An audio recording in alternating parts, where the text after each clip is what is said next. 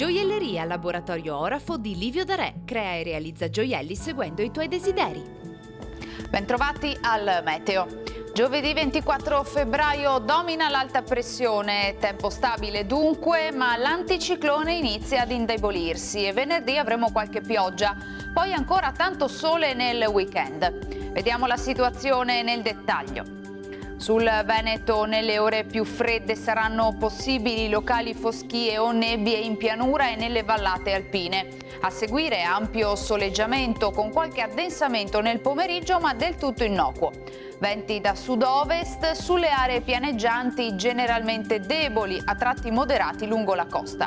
Temperature stazionarie minime tra lo 0 e i 4 gradi, massime comprese invece tra i 10 e i 13 gradi.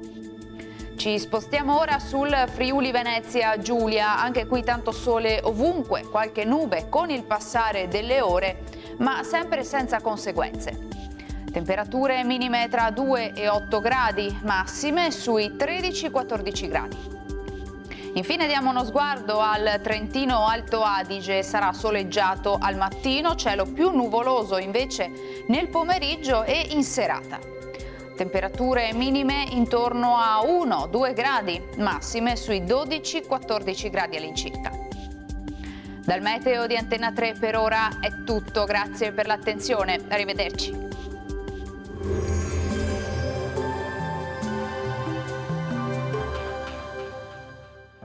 Gioielleria Laboratorio Orafo di Livio Darè. Crea e realizza gioielli seguendo i tuoi desideri.